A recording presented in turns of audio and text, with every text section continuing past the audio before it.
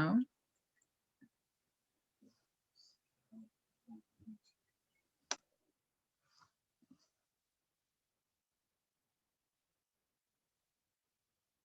Hello to everybody who is joining this webinar. I can see people are rapidly joining. I'm Pippa Coutts and I'm here to host the webinar on community ownership. And we'll be starting formally in a few minutes once we have a large number of people in the session. So sorry everybody, this is a Zoom webinar and you're probably quite familiar with that. Unfortunately, I can't see you. And that's because we've got so many people in the session, it would have been impossible to fit everybody on the screen anyway.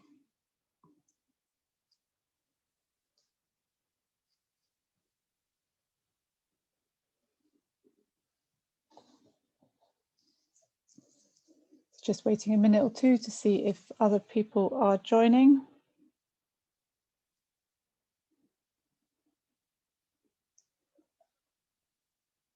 Christina from Community Land Scotland's letting people in.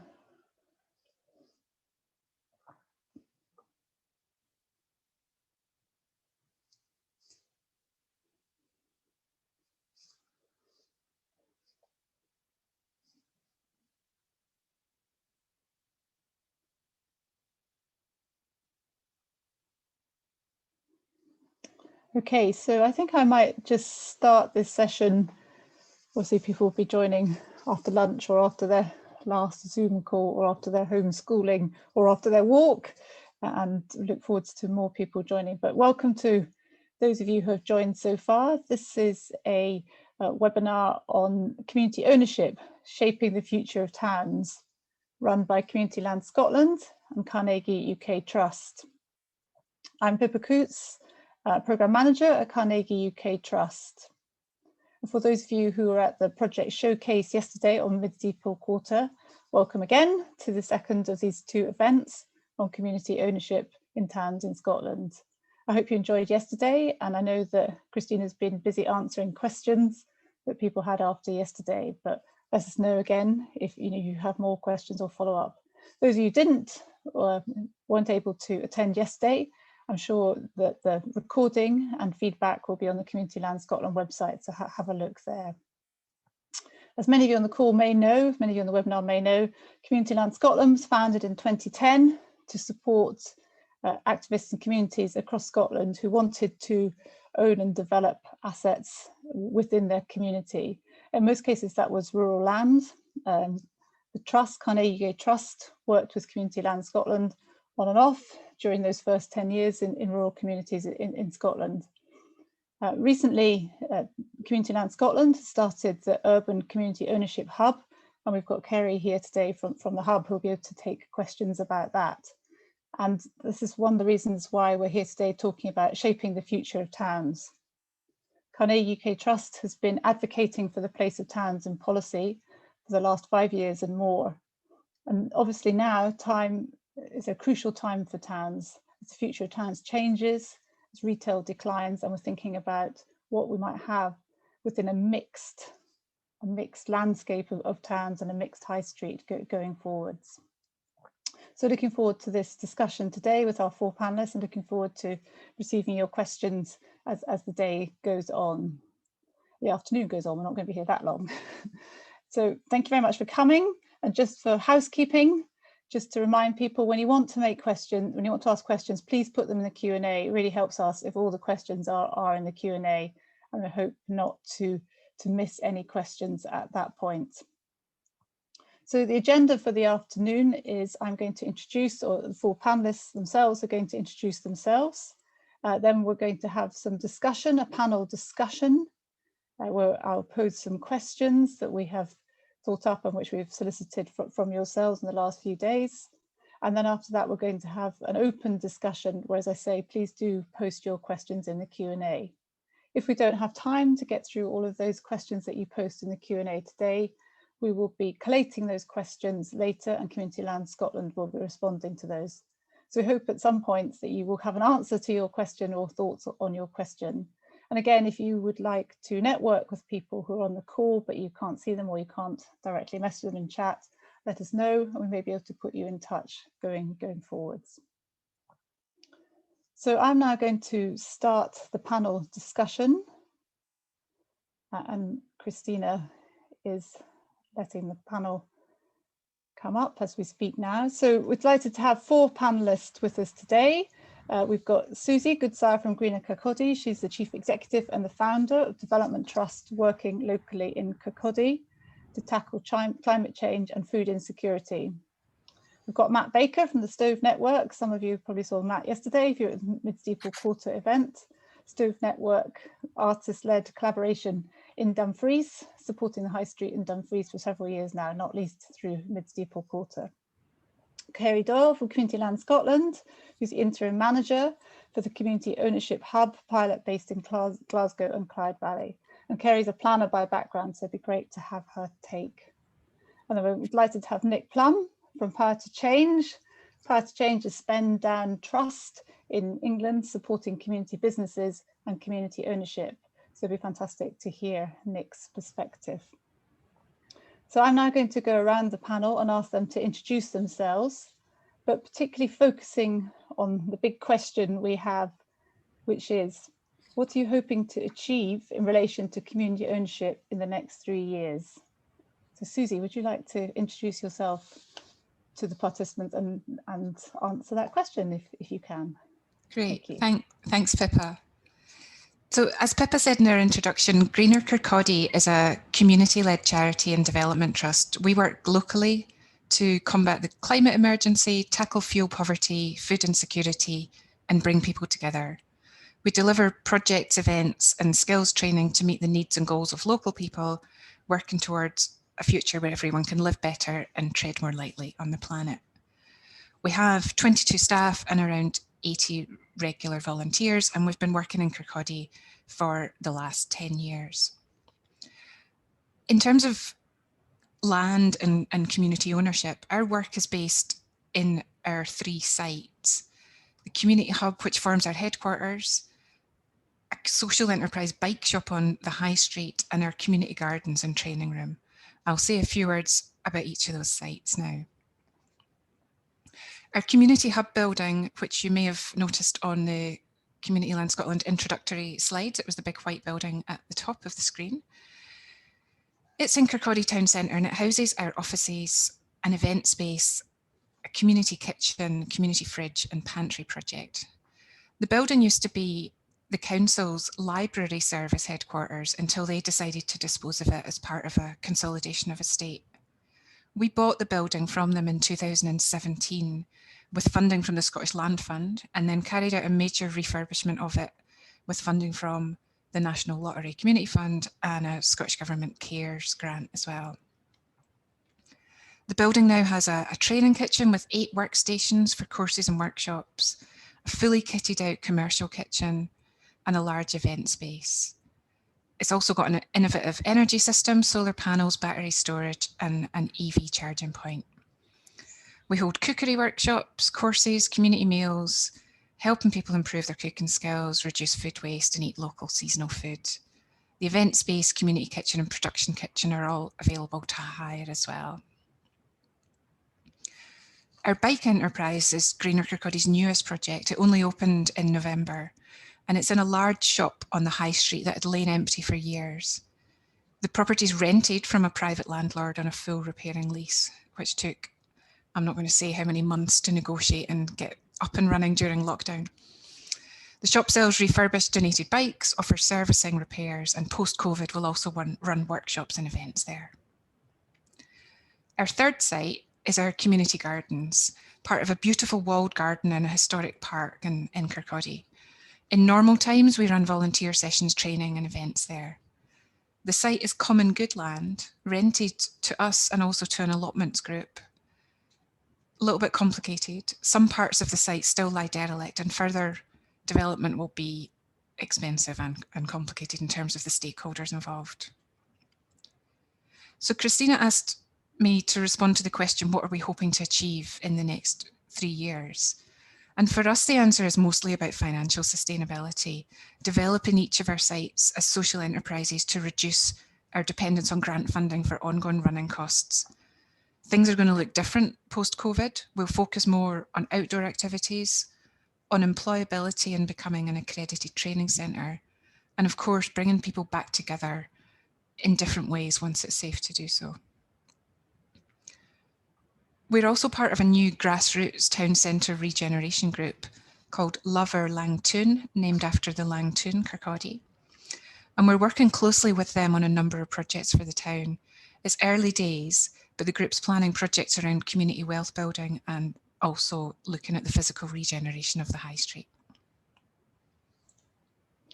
Thank you very much, Suzy. It's great to hear there about your integration with the plans for the town going forwards and new initiatives such as community wealth building.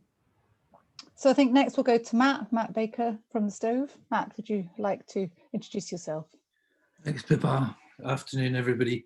A few of you, some of you will have been yesterday in the session yesterday and will have heard about Mid-Steeple Quarter. I mean, my journey really with community ownership started 10 years ago when I was one of the founders of the Stove Network. That was a group of artists in Dumfries who felt that the town was falling on hard times and perhaps the creative arts could have some part to play in a recovery. We set up a project that was basically about a conversation with our town about what people wanted for the town and how they would be part of making that happen. So when I say the journey of community ownership started there, we took over a 3-storey sort of former small department store right in the heart of Dumfries town centre. That conversation went on for 5 or 6 years, just repeatedly asking that question about what Dumfries do we want to make and how could we make it together. And it led eventually to a kind of consensus around a kind of mixed vision of the town centre, rather than not just about retail. And that led to the formation of the Mid-Steeple Quarter Community Benefit Society that specifically had the aim of trying to bring people back to live in the town centre by taking over underused and derelict property in the town and using community empowerment legislation as a means to make that happen. And that's now, as folk will have seen yesterday, led to really quite an ambitious we're talking about a sort of 20-year plan and a 25 million redevelopment project for the town centre, which is being run by the Community Benefit Society, by the community itself, who now employ a small project team to make that happen. So in terms of what we're hoping for in the next 3 years in community ownership terms, we're hoping to take over ownership of quite a few more buildings. The Mid-Steeple Quarter project aims to take over 8 buildings, which are long footprint buildings that would give us that entire quarter that we're hoping to develop as a community.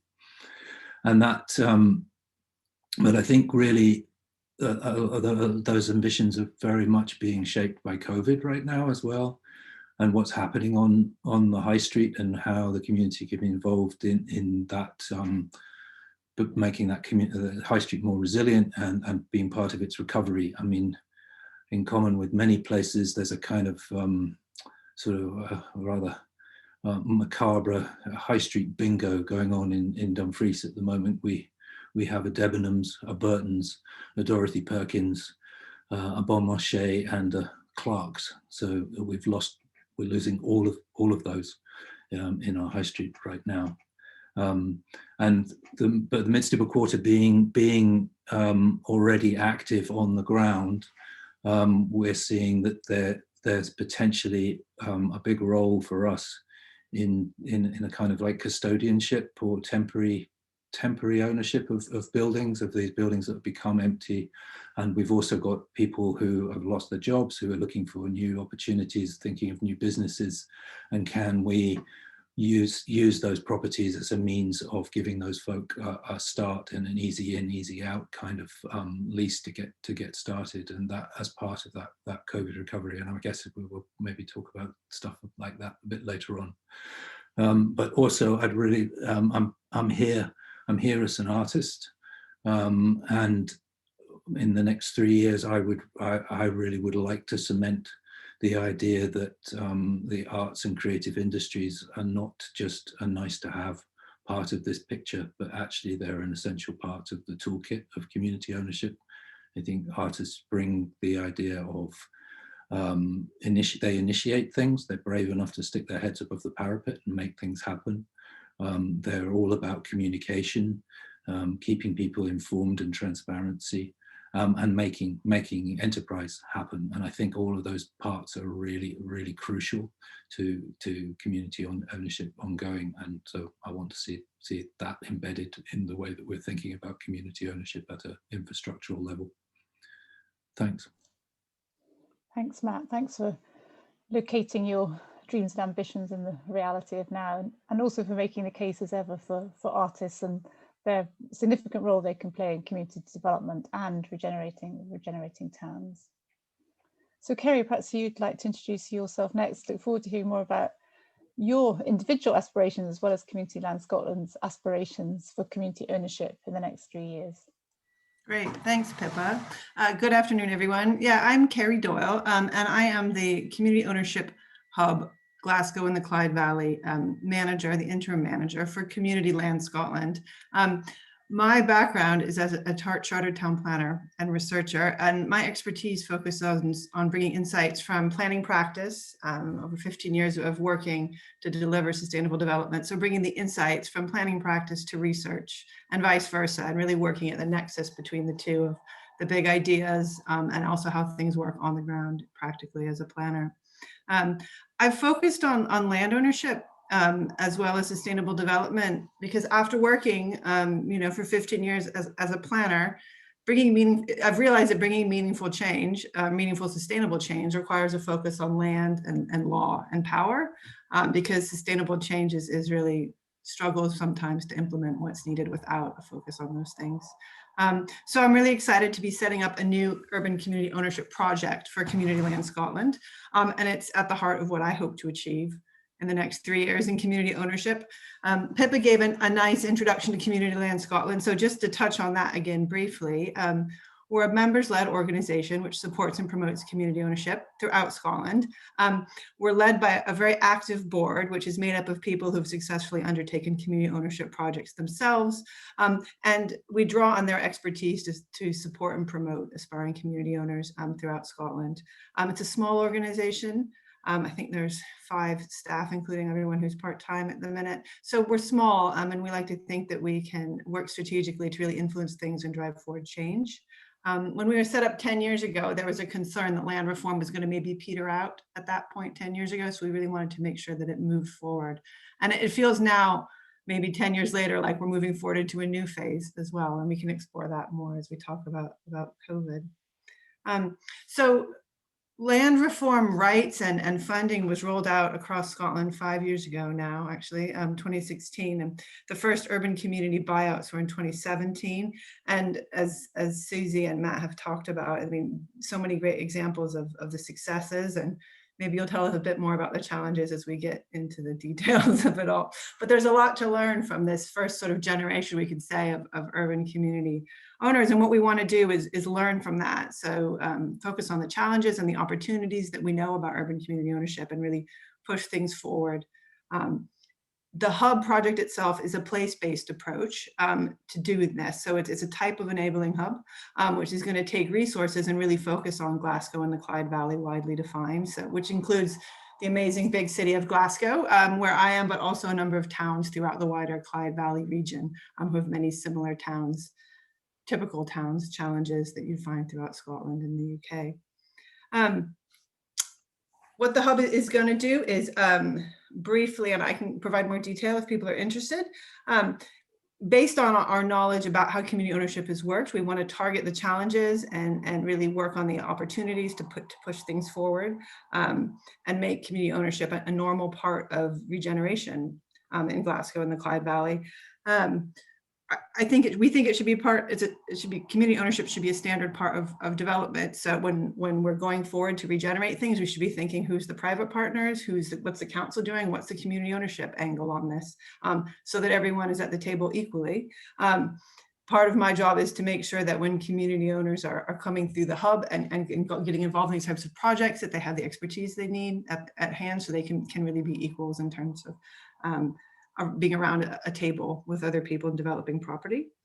And I suppose in 3 years' time, we're going to want to look back at this era and think, oh yeah, coming out of COVID, community ownership was a key element in how we recovered, wasn't it? That was the point where we decided to really put the effort in and lay the next steps in creating this new land ownership system, which we're all working at, which puts local democratic accountability into property and into regeneration. I will stop there. Great place to stop. It's great to make the argument for community ownership being part of the change that those of us who are talking about building back a progressive future will want to see. And a really good, Kerry, too, I think, as Matt did highlight, that in Scotland we do have some drivers towards community ownership, not least the legislative conditions through the Community Empowerment Act and through the land reform, which I know, working in the trust, which works across the UK, other parts of the UK are quite envious of. So it's good to know that that's there. We need to utilise it as best we can. So I'm now going to hand over to Nick Plumb from Power to Change to introduce himself and the work of Power to Change and their aspirations for community ownership for the next 3 years. Thanks, Pippa. Yeah, and I think quite a lot of what I say will be framed in that kind of jealousy of all the legislation north of the border that we in England aspire to having. So yeah, I'm Nick Plumb, Policy Manager at Power to Change. As Pippa mentioned, we're an independent charitable trust. We were established in 2015. We support and develop community businesses in England. And for many of those community businesses, community ownership's at the heart of their business model. And all of our work comes from a belief that no one understands a community better than the people who live there. We work with community businesses to revive local assets, and we've put funding into that space over the last few years. Also working with them to protect services that people rely on and address local needs. Just a little bit about the picture on community ownership in England at the moment, because that's our area of focus. We did some work a couple of years ago to look at the number of assets in community ownership, and we estimated that was at least 6,000 assets, which we think is great, and a marked increase in communities bringing assets into their ownership over the last decade. So of those 6,000 plus assets, 30% of those have come into community ownership in the last 10 years. Despite that, there are still challenges, and I think probably challenges that Kerry's trying to tackle with some of her work, but assets are unevenly distributed across England, with the highest numbers in less deprived, more rural local authorities. In England, most deprived 30% of neighbourhoods contain just 18% of assets in community ownership, and we think that's something that needs to change, and doing some work on that at the moment. But as I mentioned, so thinking about where we go next and over the next 3 years, and I'm looking at this very much from a kind of policy perspective. What are the changes at national and local level that can enable community ownership? We're definitely looking jealously north of the border, thinking about things like community right to buy, the Scottish Land Fund. So in part, the next 3 years will be spent trying to catch up on some of that sort of stuff. But I guess just want to talk about 3 areas really, in terms of things we're thinking about over the next 3 years. So I think high streets, different shapes and sizes, we see as a big opportunity, especially in the post-COVID landscape. We all know how many challenges the high street has faced in recent years, and think that's only been accelerated by COVID and all the challenges that small enterprises and other businesses are facing on the high street at the moment. But we do think there's an opportunity for community ownership there. Also want to talk about our idea for a community buyout fund. So the idea that places can buy strategically important high street assets, which are then available for community ownership. And also about community improvement districts. So the idea that there's a level of governance in an urban setting, which can help drive town centre regeneration and identify assets suitable for community ownership. I think that governance is often missing, and that's why communities are often thought of as an afterthought rather than kind of considered in the strategic decision making of a place. Despite some of those changes that I think we need, I also think we're seeing in some places, in pockets, kind of the green shoots of something new that can really kind of inspire us and help us get to where we want to be. So just wanted to talk quickly about the example of Nudge Community Builders in Plymouth, which is a community business that we've been involved with over the last few years. And I think similar to the stories that we've heard already from Suzy, Matt, Kerry, that an example of local community bit by bit transforming their local high street. In Plymouth, this high street was Union Street, which isn't the kind of main core of the city, but a kind of secondary high street that back in the 70s was a bustling, busy destination for a night out, but since then seen decline, rising property vacancy. That led to two local people, Hannah and Wendy, whose parents used to dance in the nightclubs of Union Street back in the 70s, thinking, how can we bring some of these buildings back into use that the market wouldn't otherwise go near and breathe new life into the high street? As I'm sure everyone on this webinar knows, it's been a slow process, a hard process. For many of the buildings that they're involved in taking ownership of, they've spoken about taking 5 years for those buildings to become financially sustainable, and that they need grants as part of that mix before they can become kind of wholly funded through trading activity. And another real big challenge for them is that property ownership is so hard to identify. So they've taken on a number of assets now, community market and pop-up cafe, an area of space they call the plot, which is based on their kind of allotment idea. So they're renting out space patch by patch to local businesses and individuals that want to grow an idea that benefits the community in the street. But there are buildings there that are kind of have been derelict for years, and who owns them is so unclear. They might be owned within a shell that's offshore. How do they get their hands on it? That's something that we're really keen to see progress on over the next 3 years. And I'd also, just a quick plug, we've just put out a podcast which goes into more detail on Nudge. So if you want some inspiration in the next few days, do suggest going and checking it out. And just a couple more bits and then I'll pass back to you, Pippa. So I mentioned the Community Buyout Fund, which I think we've got lots to learn from the Scottish Land Fund in England, in Scotland. We've got lots to learn here in England. We think that government needs to introduce a fund of roughly 250 million, supporting communities to take ownership of those high street assets. And crucially, that needs to include some of that feasibility funding, capital funding for building purchase, and the revenue funding to support the early running costs of the building. And in recent weeks, we've been arguing for this to be funded from return business rate relief. So the idea that lots of supermarkets, which have done really well during the pandemic, were given business rate relief, as all businesses were, that they've returned that to Treasury, and we think that some of that could be spent to focus on the high street and high street regeneration in the wake of COVID.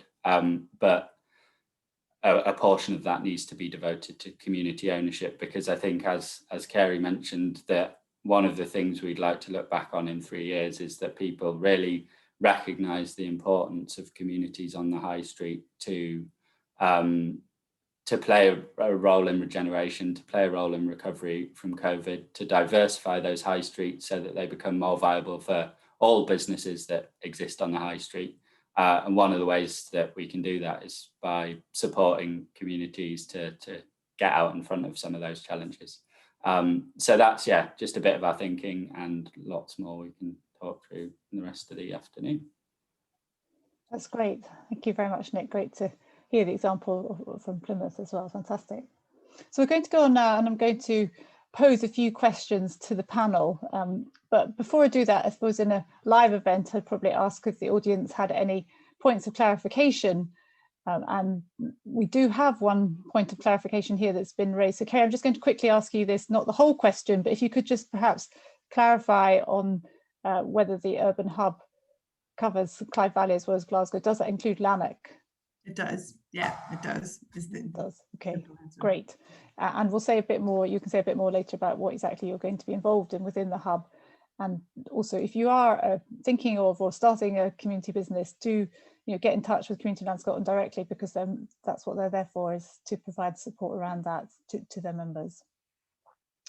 Great. So just going to ask you some questions that have been sort of top of our minds recently. And in the Trust, we support flourishing towns. We want towns to flourish.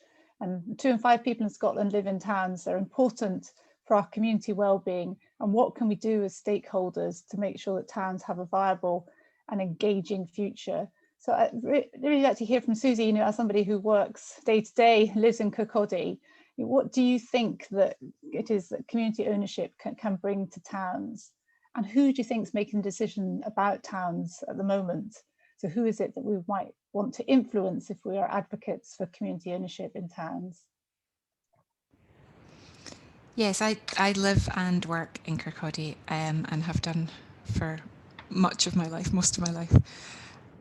I think there's a great benefit of community ownership to towns in terms of community empowerment and people feeling invested and bought into the place that they live. And also the community groups that own and run local assets really knowing and understanding the kind of needs and aspirations of their local communities. In terms of who makes decisions and what the kind of challenges around the influence are, local authority planning and economic development teams have huge influence. And there are some great individuals working in those teams in our experience, and we've been really fortunate to work with some of them. But I do think there's a kind of wider cultural issue with some of these local authority departments around engaging with new approaches, taking calculated risks, and being accountable to local people. I do think that councils are often just too big to really respond to local aspirations sometimes. So I think the kind of long-term solution to some of the challenges facing our towns really needs to include local government reform. Yes, I'm sure there's other people on the call who have opinion about that, but it's something that is being increasingly talked about as I think during COVID, we've really seen the power of communities and the power of the hyper-local. So how can we enable communities to take more control? And as you say, a lot of people think that does come back to subsidiarity.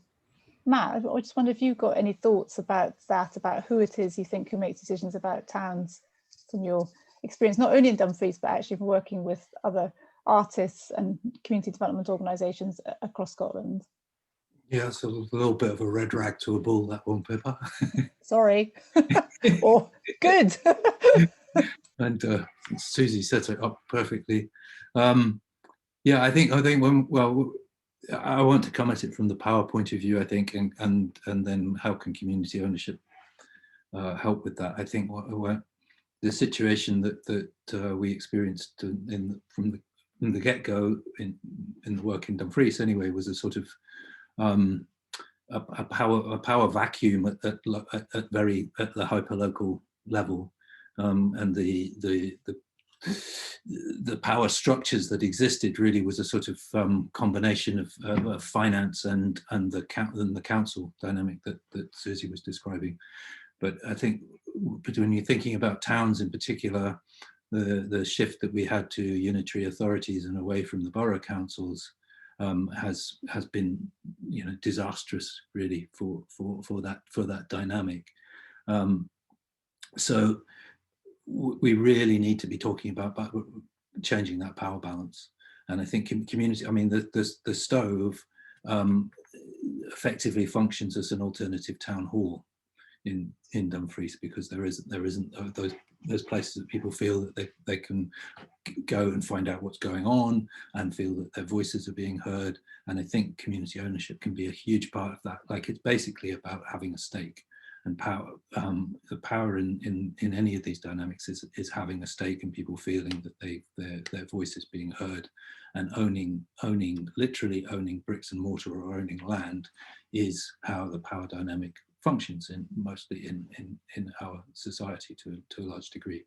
So bringing power back to people in terms of, like, this is our place. We've literally got a say over what's around us, our building, our piece of land, is giving people the authority to literally shout for their towns in a way that sometimes, you know, in Dumfries and Galloway, the dynamic is really skewed, in the sense that because it's a unitary authority, every decision has to somehow be balanced so that it's fair for Stranraer and fair for Langham.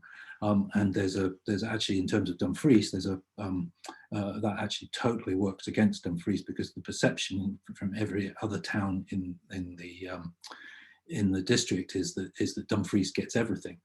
So the balance in the council is always to make sure that they're giving things to everybody else, and Dumfries actually ends up getting left out in that dynamic. So those kind of like larger sort of structural dynamics need to get broken down, and there need to be people who've got authority to shout for their own towns. And I think I've really lost faith in the local government reform process. I don't think there is political will supporting that process in Holyrood, and I think we're going to have to do it from the grassroots. We're actually going to have to do it almost town by town, building by building. So that it's a radical view, but we've got to start taking the power back. Yeah, thank you. And to what extent does it become a bit of a chicken and egg, that if power is invested through land, through your ownership of assets, so if you're a community and you become an owner, that increases your power. But how do you get to that point? How do you have the power to own the assets, or to in order to engage, as you say? Yeah. Oh, you're asking me? Okay. Yeah. For ideas, not for the ultimate solution. Well, I think that I mean, well, in our instance, it was I think people see opportunities. I think people see empty buildings and think, how can we do something? And actually, it sort of gets to them emotionally, of like something needs to be done. And there's always a couple of people who are going to ask the question about how do we get hold of that, or what's happening with that building. There's also there's a bit where the legislative framework can help that, and I mean we'll talk more about that. There's all sorts of issues as what bits of that work and what bits of it don't work, but it's also a general, you know, what the situation in Dumfries, and we get asked a lot about how did you do all that. It literally took us 5 years really of people beginning to get the idea that they could do things themselves. There was such a disempowered state of like, the power is elsewhere, somewhere else, it's all being done to us.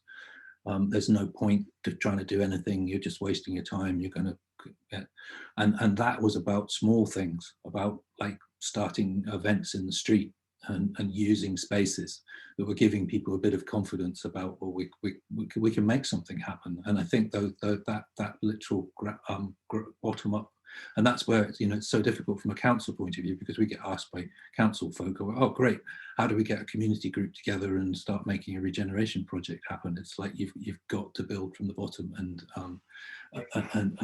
allow people to feel their own power in a way that is manageable to them from the get-go. Great. Nick, I don't know if you want to say anything about that. I saw you nodding there when we're talking about building from the bottom and supporting communities to feel their own power. Yeah, I guess I was just kind of reflecting on the kind of the idea of civic pride and how powerful that can be. I think that I was reading Deborah Mattinson's book, Beyond the Red Wall, recently, and really interesting anecdote in there about the kind of importance of the presence of a Marks and Spencer's on a town's high street for people's perception of how well or badly their place was doing. If we've got a Marks and Spencer's, things are going well. If not, our town's not doing so well, which I thought was really interesting, but also prompted me to think, how do we move to a point where people's pride in their high street is not driven by the presence of a particular retailer, but instead by a diverse mix of uses and businesses and community-led activity, diverse mix of ownership, and also made me just think to one of the places we've supported in recent years in Hebden Bridge. Their town hall is now in community ownership, and that kind of really galvanized local people into demanding that, essentially. And I think that's partly what Matt was getting at, that where there's a building that has a history or sense of attachment to a local place, that's the sort of thing that can galvanize that community activity, that bottom-up power, essentially, where it reaches such a point that it becomes kind of requisite on the local authority to start listening, because I think it really is all about power, and so often it's people don't cede power themselves easily. That's a hard thing for institutions or people to do, so it has to require that kind of demand from communities. And I think galvanizing around something that is really important to a local place, I mean, there are countless examples of that, but yeah, I think that energy is really important to kind of make people take notice, really. That's great. Kerry, I don't know if you want to say anything about that, the idea of galvanising local communities. I suspect Community Land Scotland does that some extent, or perhaps more you just support them after people have an idea and they're ready to run. Yeah, I mean, I suppose what Community Land Scotland does is more galvanizing, promoting and giving a platform to community owners and aspiring community owners and making connections between things. But as Matt and Suzy have explained, it takes a long time and a lot of hard work that people have to do ultimately for themselves. So it's for us to sort of galvanize and for others to get on with it. What we can do is pick up on, I wanted to pick up on the point about local government reform, actually. It's interesting, but I think I agree with Matt. I don't think it's as much of a legislative reform point as a need to change the conditions that community ownership operates in. So working with decision makers, working with local government so that they understand community ownership and that they see it as an opportunity for themselves as well as for the communities that they're serving in. So we spend quite a lot I spend quite a lot of time explaining community ownership to people and explaining the potential and how it has lots of different facets to it. There's lots of different types of development and all these things to decision makers, to private developers, to all sorts of those types of people, so that when communities come forward, because in our experience, communities often have great ideas about what to do. They have usually the best ideas about what to do in their local community, but they can be going up and asking for help, and the person that they're asking for help maybe isn't ready there mentally to give them the assistance they need. So that's why we're there working to change those conditions directly. So I don't think it's a matter of legislative reform as much as culture change. I think that's really interesting. That was what I was thinking about, what needs to happen, what changes do we need to make across Scotland in order to accelerate community ownership. So we're talking there about cultural change. I don't know, Suzy, if you've got any ideas or thoughts on what needs to happen to accelerate community ownership across Scotland. I very much agree with what the others have said. I think culture change, power, empowerment, and money. I suppose something that always comes up previously in conversations about this, particularly when you're talking about the money side of it, perhaps related to the ill-fated Big Society initiative of previous UK government, there's a worry that something around community ownership is seen as transferring responsibilities, for example, for services, or in this case, for regenerating the high street, from a cash-strapped public sector to the community, i.e. it's kind of the cheap option. I don't know what you think about that, whether people in communities can perceive community ownership as that, or whether there is a risk that it might even happen in fact. I don't know, Nick, if you want to say. Yeah, I mean, I think that there's definitely a huge risk that is the approach that places take. We've done quite a lot of work on community asset transfer over the years, and people often talk about community liability transfer instead, where councils have identified properties that are a liability to them and they want to offload them. Yeah, I think that's a real risk that requires partnership, dialogue at a local level. Culture change, I think, is really important. There's been some interesting developments in Westminster recently. They've proposed a new right to regenerate, which is kind of broadly proposing that if individuals, communities, others think that there's a piece of public land that they could regenerate, that they should have a right to take that into ownership, which I think on the face of it sounds good. Equally, it could lead to all sorts of businesses, organisations getting their hands on public property that wouldn't have a kind of community conscience or a sense of what local social value develops. But I think one of the interesting proposals through that legislative change would be that councils, for one of those right to regenerate requests to be successful, there would have to be prior engagement between whoever it is that made that request and the local authority, i.e. having some of that pre-engagement, which I think is so important, because if it's done in that top-down way, this is our asset list of assets and these are the ones we want to get rid of, where are the communities to pick it up, it's always going to work in that way of kind of passing on responsibility. But if communities have a seat at that kind of strategic decision-making table, so that they're not the afterthought, so that they do have a say in how some of that decision-making is done, and then it's accompanied by funding and capacity building, which I think there is scope for trusts and charitable funders like Power to Change to provide some of that funding, because whilst there's lots of challenges within local authorities at the moment, there's also they're facing huge financial difficulties themselves. So I think it's about having that early conversation and dialogue and partnership, and then ensuring there are the right support packages that sit alongside any community ownership project. But I think it's a real risk that we've all got to be alert to, and I'm sure we've all experienced cases where it's tried to go down that route and it's not been a productive one. Yeah, that's great. I think it's good to reflect on the need for partnerships. Kerry, I don't know if you want to say anything about that. Sure, there might have been discussions about problematic buildings in Glasgow and surrounds in the past. Oh my goodness, I have to admit that I was reading the very interesting questions in the Q&A and not paying enough attention to properly answer your question.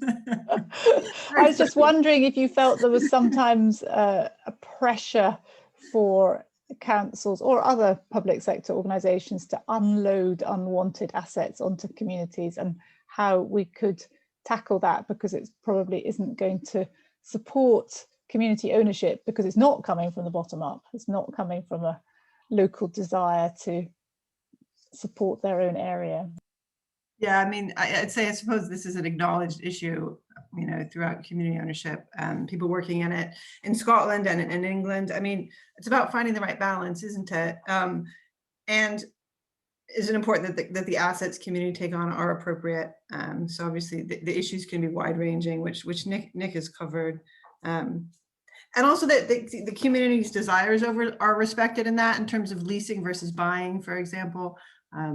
Clearly there's a lot of negotiation around that. And particularly when community groups are investing so much time and money that they can recoup the value that they're adding to their assets in the longer term, as opposed to that going somewhere else at the end of it.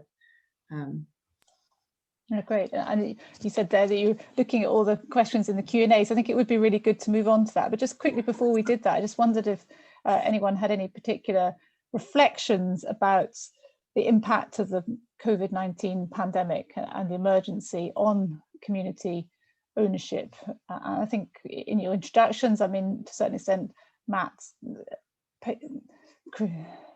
painted a picture of some of the opportunities which might be there, as we have seen throughout, unfortunately, the changes that are coming in the high street, but changes which, you know, maybe could lead to a opportunity for community ownership. I just wondered if there's other particular aspects of the COVID-19 pandemic and the lockdowns which people thought were having an impact positively or negatively on community ownership going forwards. I don't know if anybody wants to say anything. Suzy, if you want to say anything on that, or if Matt, you'd like to say anything further on that. Sure. I think this is a huge inflection point actually for us as a society, and I think we need to kind of grasp some of the opportunities that have come along with a lot of the obvious negatives from a public health point of view. I think the voluntary sector and community trusts in particular have really shown their value during the pandemic. We were able to respond really quickly. We know the local situation really well, and there's really high levels of trust in our communities for the organisation. So I think the standing of the sector has improved, and that's really been shown in Scotland. At the Scottish Government and DETA has worked really well together to get money out through development trusts very quickly back in April. I also think COVID's challenged a lot of assumptions and maybe helped people think a little bit differently about change and new ideas. Things that would have seemed really radical just a year ago now seem quite commonplace, and that maybe that's a good thing. Yeah, I think that's some experience that we in the Trust have found, for example, through our COVID Communities Listening project, that there has been a heightening of trust between the public sector and communities in some areas, and a realisation of each other's attributes and skills, which has only got to be good going forwards, because it might help us form stronger partnerships necessary to establish community ownership, amongst many other things. I'm a little more circumspect about that, I have to say. I would have 100% agreed with you about that maybe sort of 5-6 months ago, but I'm really worried that the pendulum is swinging back the other way very quickly, and I think what I'm seeing is local authorities using that community argument as a way of pulling power back into themselves actually now. The fact that they were working with communities and that agenda has been established as being powerful, the hollowed out, and you can completely understand it, the local authorities have been utterly hollowed out in terms of the support that they're getting. They're using the fact that of the community response to COVID as an argument for their own agency. And I worry that the community sector's voice is no longer being heard quite as loudly, and I'm really concerned that there needs to be a greater advocacy at policy level for that community sector. But I hope that can happen. Yeah, Nick, you wanted to add to that? Yeah, I guess just to kind of echo Matt's point a little bit. Last year, in a previous role, I worked at Locality, which is actually DETA's sister organisation in England. We did some research looking at that question about the kind of partnerships that had been forged during the crisis, new relationships that have been strengthened, and level of kind of sustainability of that. And we published that in kind of summer last year.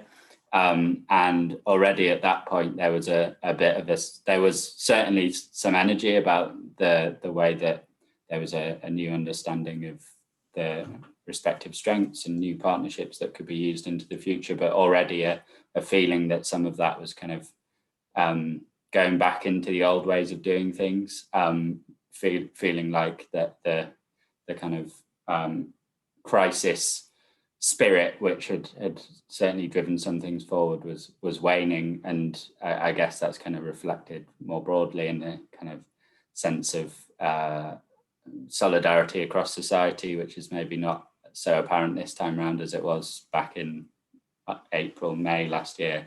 And also that capture of the community response by local government, I think, is a real risk that we need to be aware of, because yeah, you can see it being used in the way some places are talking as a way of kind of shoring up their base. Having said that, I do also think, as Suzy mentioned, that there are opportunities with this, perhaps at a kind of slightly more societal level. So that appreciation for one's local area, I think, is something that we shouldn't kind of lose sight of. The fact that we've spent much of the last year within about a mile or so from our own homes in a way that we never have done before. There's real interest in the idea of the 15-minute city or town where you can access everything you need within a 15-minute walk from your house, being pushed by people like the Mayor of Paris, Mayor Hidalgo. And I think that's something that we shouldn't, we should be kind of thinking about things in those terms here as well. I've been struck by the conversations I've had with some community businesses recently, thinking about how they open up community-owned workspaces in more of a way than they have done before. I certainly know that if I'm spending more time working from home than I have done in the past, I'd really benefit from a local place I could go that was community-owned, to spend a couple of days working from there and meeting other people in the local area rather than sitting at home and working. So I think there are opportunities from that kind of general shift in the kind of rhythms of our life. But equally, I think there are lots of ways for it to slip back into the old ways of doing things, which we need to be alert to, for sure.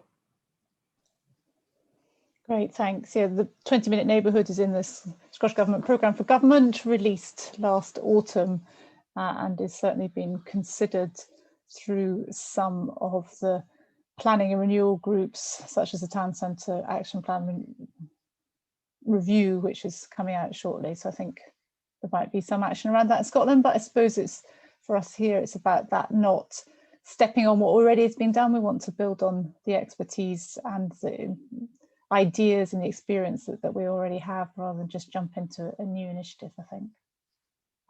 So I'm going to move on to the questions which people have posed from the floor, as it were. And the first one, I think Kerry was probably reading earlier, is a specific question around planning. So I'm going to hand over to Kerry to answer that, about how the councils might be given a procedural mechanism whereby they could weight some of their planning applications differently, rather than having to consider them all the same. So they could perhaps consider an application for a community in a different manner than an application from a private developer. So Kerry, what do you think about that? Yeah, no, it's a great question.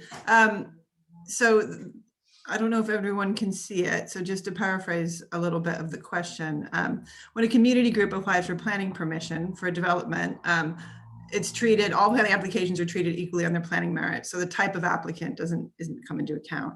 And there's no planning policy presupposition in favor of community applications. So there is no current policy mechanism in national planning policy to favor community led or applications, led or owned applications. And then the question talks about how for mid-steeple quarter, the way this worked out is then part of the way that social benefit is recouped in the planning system is through planning obligations, which is typically a financial contribution. So mid-steeple quarter, a community organization were then required to put forward a financial contribution towards community benefit, even though they were already delivering community benefit, in fact, probably getting money from planning obligations, and then circularly having to pay it again in terms of the application. So it says, the question says it required significant effort by the steeple quarter to persuade the planners to eventually overturn this requirement because it was a community organization, so they didn't need to be paying for the community benefit. So then the question is, what is type of procedural mechanism could give weight to this? I mean, how could we go forward? It's a funny one, and it's something that I've been working on for since I sort of started in the role, because land reform, community ownership is very much about sustainable development of land and creating better benefits to communities in particular. And the planning system is about very similar things, but they're not well integrated. It should be easy to integrate them, but in practice it's not. So what we have is sort of two parallel systems going forward by Scottish Government, which aren't totally joined up yet. The work is underway to join them up. I suppose this is probably not a particularly satisfying answer, but we're thinking about it, and it should be done. I mean, it's clear that there's a win there, and probably hopefully some type of easy win there, but it's going to take time to do that. I've definitely gotten in the business of suggesting that we start considering including planning policy in favor of community-led development as a bit of a provocateur approach when I'm responding to planning policy consultations and things, to start that conversation. In the meantime, because planning policy has such a long-term timescale in terms of producing it, local development plans take 5 years. We're talking about 10 years. Local development plans coming out under the new NPF. The new National Planning Policy Framework 4 has been underway for at least 5 years, and we're still waiting for the implementing legislation. So if you look at those timescales, we need to move much more quickly than that, don't we? So we can tinker around the wording of it, but really it's about making change now. And I think the best way to do that is the culture change point, is helping planning, decision makers and planning officers understand community ownership and understand that there needs to be flexibility around planning obligations in particular. And I'm happy to talk about planning obligations. It's one of my favorite topics. So send me an email if you want to further that discussion. I'll stop there. That's great. I don't know if anybody wants to jump in to talk about planning, specifically the idea that we need to get on with a national planning framework for Scotland, and the fact that it would be good if planning was, to be very simplistic, more biased towards communities going forwards. I wouldn't dare say anything about planning, because Scott, who asked that question, is a planner and works with us in mid-steeple quarter, so he's the one who speaks on planning. He's the one who could talk. We'll hope to hear from you again, Scott, soon. And there's a question here that I'm going to move on to then from Kirsty Tate, which is related to your last point, Kerry, there around culture change. And Kirsty's asking, do the panelists have any examples of where their local authority or private landowners have helped them on their journeys by acting against the grain? So against, I suppose, the prevailing, in my words, top-down type of culture. Do you have any examples of that? Nick, do you want to go ahead? Yeah. So I think we've spoken quite a lot about local government today. Just wanted to make a quick comment on private landowners, because I think at Power to Change we think there's been a level of development of the kind of community ownership space with local government, and it's by no means perfect, but we at least have a bit of a better picture of it. And as I mentioned earlier about the example from Plymouth, that often it's that kind of lack of transparency around ownership, especially private ownership, which is really tricky for communities. So we've been doing a bit of work recently trying to think about the models that private property owners employ that might enable community ownership on the high street specifically. And we're in the process of doing a bit of research, working with LSE to look at that in a bit more detail, and aiming to publish kind of March or April. So definitely keen to share that with people when we get there. One of the interesting discussion, so I've been involved in a few discussions with private property owners, and find that it's often framed in two ways, either a kind of social value lens. So we as private property owners who may not have the kind of level of local knowledge to really understand the local place, we have a responsibility to deliver social value for the local area. And one way of doing that might be through diversifying the kind of use of the properties that we own on the high street. And then the other lens that people look at that through is from a kind of pure commercial terms, and the way in which having a diversified high street and diversified ownership on the high street can kind of drive footfall and increase people's likelihood to use other businesses on the high street. So I find it interesting just to see where they're coming at that from, and it kind of falls into one of those two camps. We had a conversation with Legal and General. They were involved in some of those conversations. They've been developing a turnover linked lease for social enterprises and community businesses, which really trying to kind of enable some of those kind of startup community businesses, which we think is an interesting model, and are keen to find out a little bit more about that. But so I think there are some models developing where that kind of social value question and the economic viability of something come together in a way that can support community involvement in the high street, but not enough of them. So yeah, we're hoping to uncover a little bit more of things like that, and also make recommendations to that private space about how they can do more. So yeah, watch this space. Matt, yeah. Yes, that social value point is something that we've been really on the lookout for, thinking that would be something that would be coming into to help at some stage. But the example I wanted to give was on a really quite a surprising level with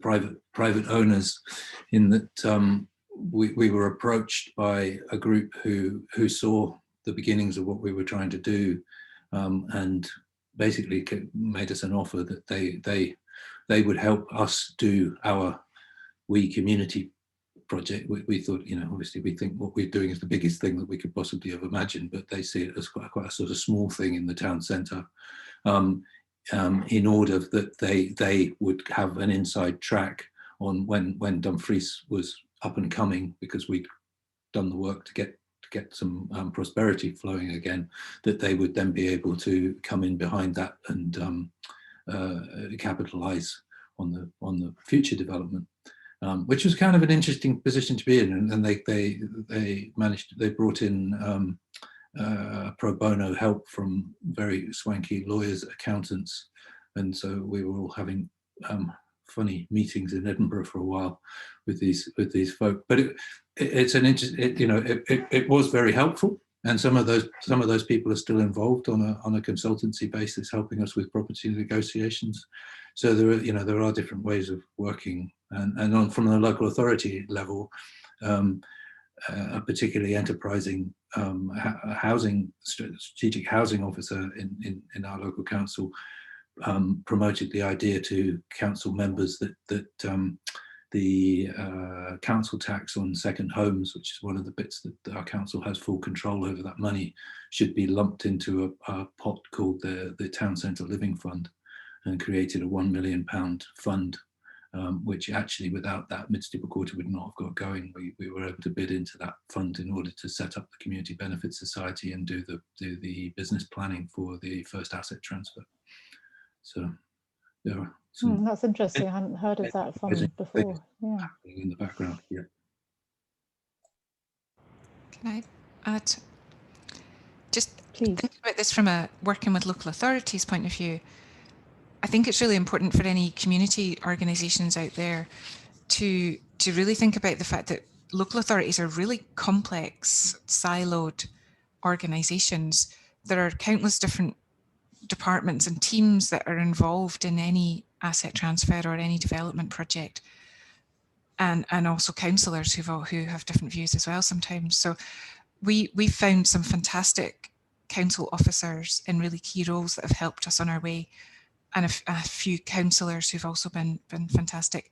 I think it's about identifying the kind of key people, finding a champion, and also using support services like Community Land Scotland, COS, Community Ownership Support Service, have really helped us kind of walk through the minefield of how the local authority works.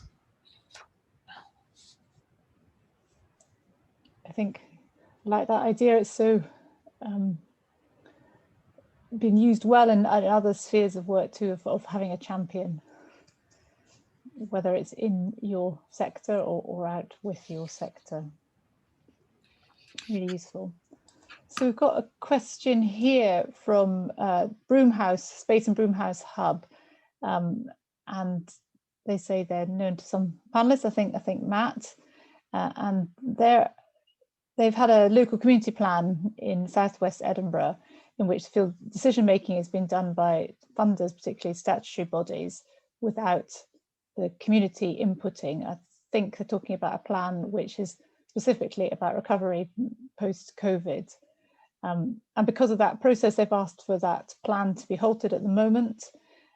So they're looking for support, particularly, for example, from Scottish Government, to force local authorities to stop going back to the business as usual, as Matt was talking about, to stop the pendulum swinging back.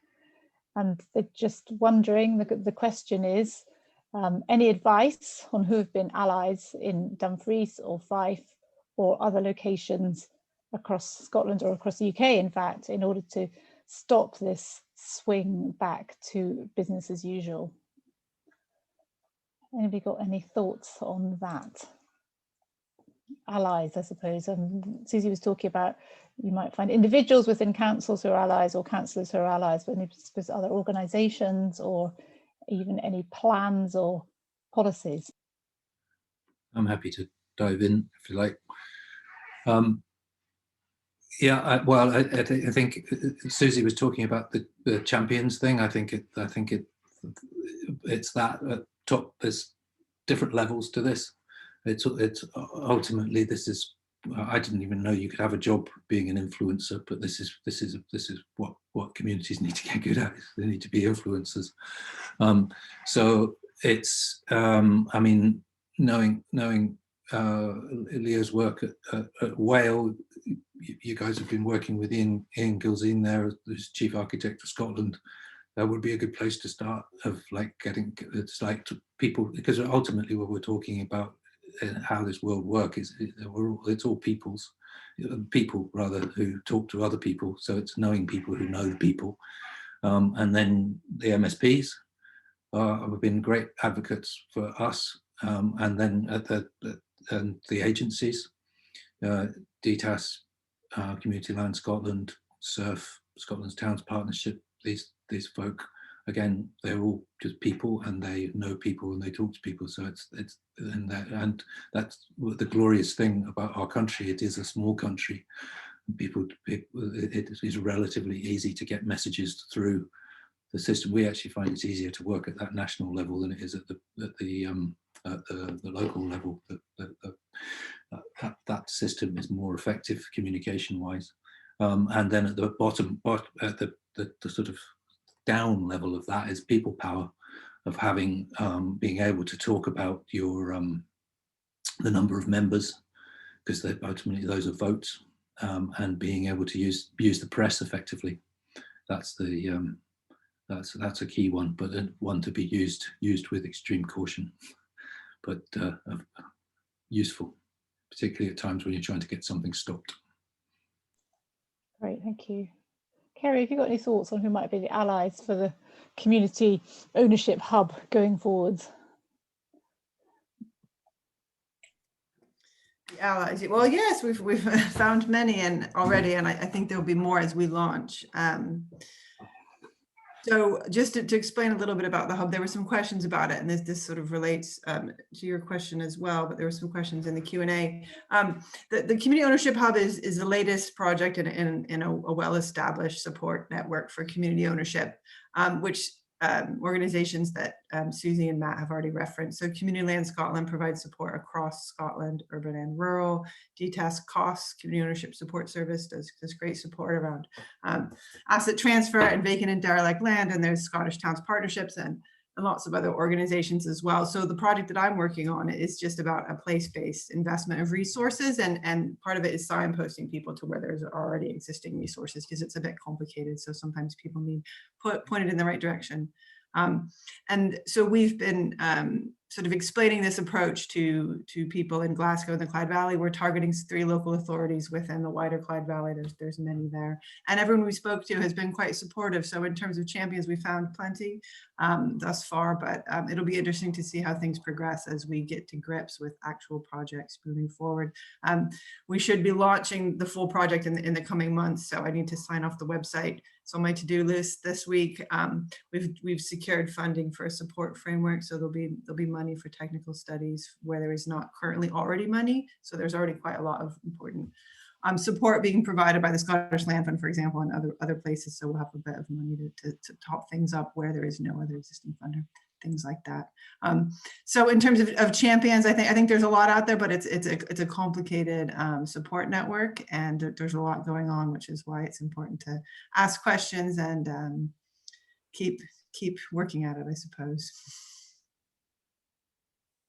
Yeah, and I suppose keep looking for allies in unusual places. I mean, not this is unusual, but I was again struck by Matt's experience of working with the private sector. And sometimes in the trust, we're hoping to promote a wellbeing economy, and sometimes we find more support with that within the private sector than within other sectors, which is good to know there are allies across different stakeholder groups. So we haven't really got many more questions, but still quite a few people I can see who are online having a cup of tea or doing some homeschooling at the same time. And I just wondered, did people want to post any more questions? This is a kind of last call for any more questions, and then we'll just spend 5 minutes wrapping up. Thank you for those of you who have posted questions so far. And I know some of you are continuing the conversation via email or via Twitter with the Community Land Scotland and other participants. Oh, 3 more questions have popped up. Some of them are comments. Sarah Jane saying, you have to be your own champion, keep asking questions, keep attending meetings where decisions are made, keep pushing at the closed door. That sounds fantastic, thanks Sarah. And David from talk about Aberdeenshire Council, how they want to support businesses and community halls to open after lockdown. And they said Dave says a special email address has been set up and queries handled through that and it's sped up the process, I think is what David's saying here. So yeah, the good examples coming in, as well as some concerns about where we go in terms of supporting communities after the COVID-19 pandemic. So I think I'd just very quickly like to give the panelists a minute each, if they've got any concluding comments. It's been fantastic to have quite a wide-ranging discussion through the work of Carnegie UK Trust. We're really interested in supporting communities and community power, or what we call an enabling state, to change from a situation where we have a very target-driven type of government at the moment, much more sort of new public management orientated, rather than one which is based on relationships and people knowing people and based on trust and partnerships. So it's really good, I think, for me personally to hear the conversation here about how much community ownership is about community power. It's about giving communities opportunities for more agency and control, which is going to be so vital to all of our mental health, whether it's individual or as communities going forward after COVID. So it'd be really interesting just to see if anybody in the panel would like to make any final comments about the role of community ownership within recovery post-COVID, within creating a flourishing Scotland, or if they'd like to make any final comments on something which I think we haven't talked about so far, perhaps some of the nitty-gritty of community ownership that we may not have gone into. So I don't know who would like to speak first. And Matt, would you like to go first? Or you just... Okay.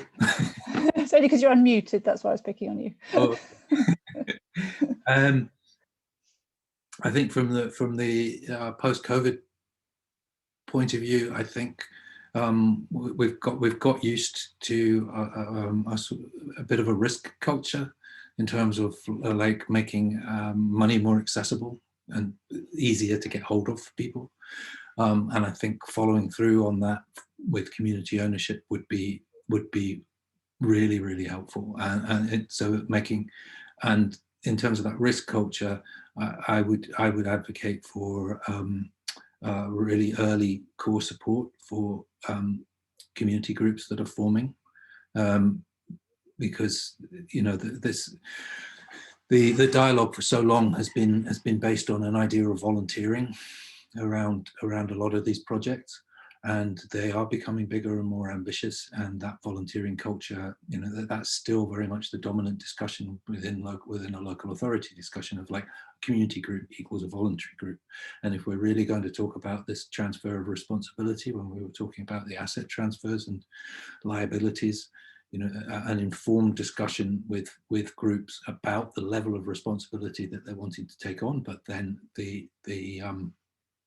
and what that means, but then the resource to start to take that responsibility, rather than people feeling that they're having to do everything on a voluntary capacity, would be amazing.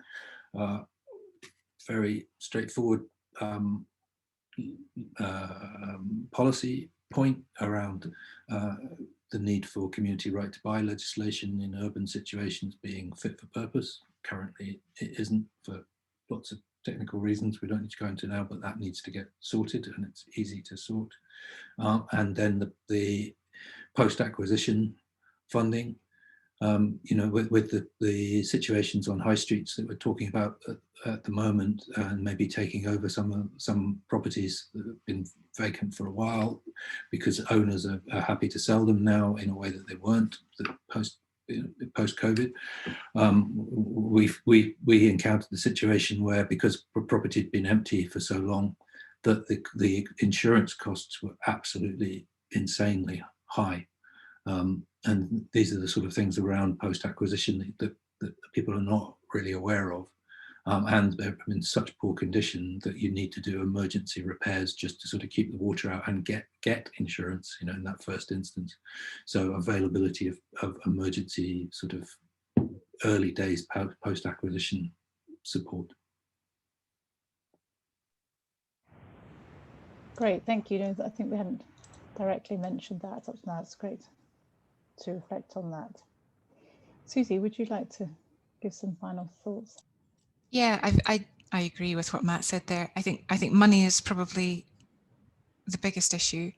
The Scottish Land Fund is fantastic for acquiring assets, but in towns we are often talking about buildings that need capital funding for refurbishment to bring them back into use or adapt them for new uses, and that funding's getting harder to come by. So there's the kind of the intermediate stage of this refurbishment funding, as well as the I think Nick mentioned, typically you're talking about 5 years to financial sustainability for a community enterprise. So there's a need for that post-acquisition funding as well for revenue. I think on a positive note, though, just to kind of end on a positive note, we've seen in Kirkcaldy that until the second lockdown, people are out and about more. They're using local facilities more because they're not commuting out of town for work. I think people are appreciating their local towns more, using local shops, and certainly in Kirkcaldy, the town centre was busier than I've seen it for years. So I'm really hopeful that that will continue post-COVID. People will continue to work from home at least part of the time, and will continue to appreciate our towns more than ever. That makes me quite happy. I live quite close to Kirkcaldy and used to come on Saturdays for park run, but haven't been able to come recently, so it's great to hear that it's really busy.